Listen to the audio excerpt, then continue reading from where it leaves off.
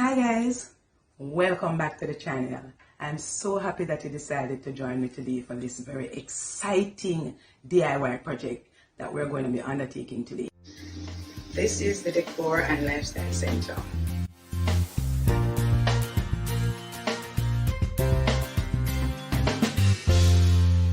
This project gives me so much excitement I cannot even contain myself. I am so excited because I tried to find a coffee table to go with my updated living room, and I couldn't find anything that I liked in terms of the scale, in terms of the color, or even in terms of the price. I couldn't find anything, so I decided that I was going to be making one. So of course I went online and did a little bit of research, and I found the most amazing project idea, and I decided now that I'm going to be making my own coffee table.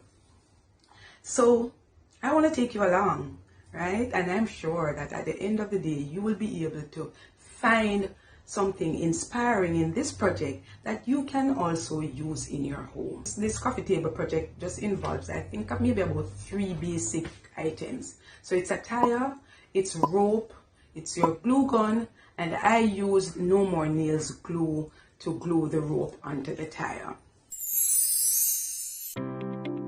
Purpose for using the low profile tire, when you compare it to the regular tire, there's an indentation on the top, so I definitely opted to go with a low profile tire. Now, after acquiring the tire, acquiring the board, and I got the nails, the No More Nails, and my glue gun, I asked my son, just to help me to get set up because the tire can be a little bit heavy.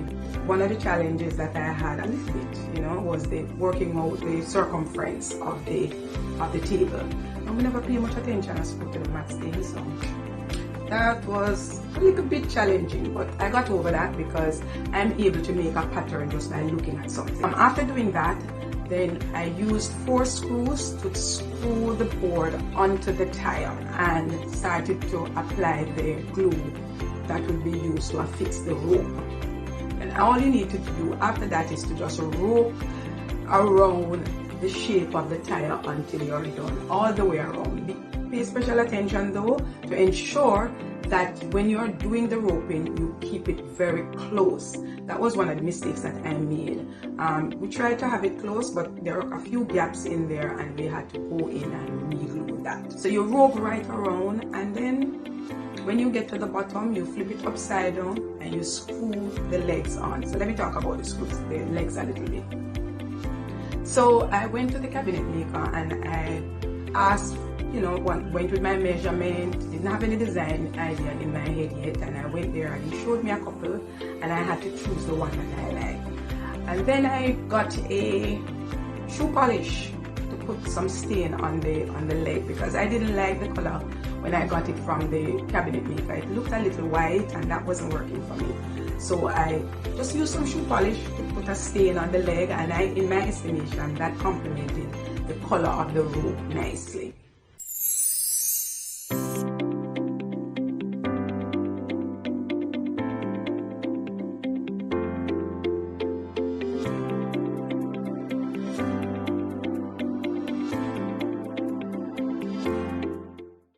Having finished the table, I realized also that there are options that you can use in terms of different color for the rope.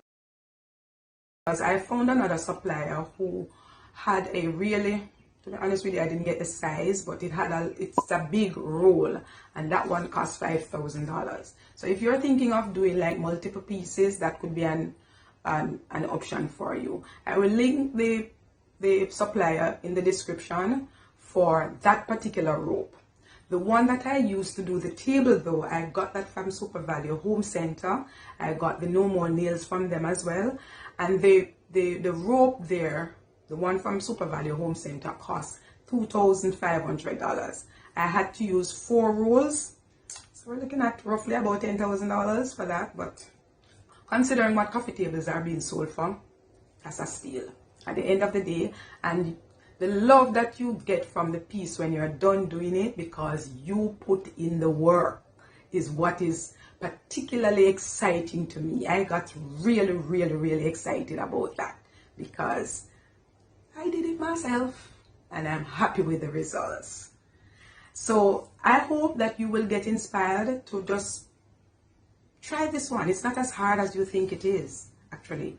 It's pretty easy. It took about anywhere between 6 and 8 hours to be completed.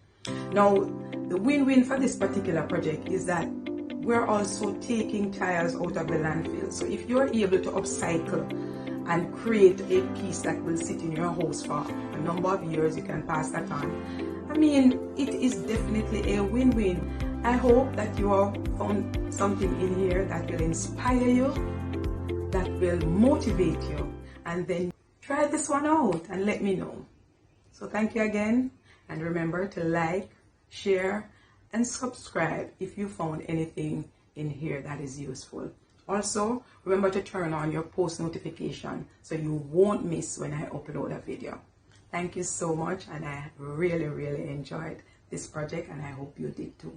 Bye for now. See you on the next upload.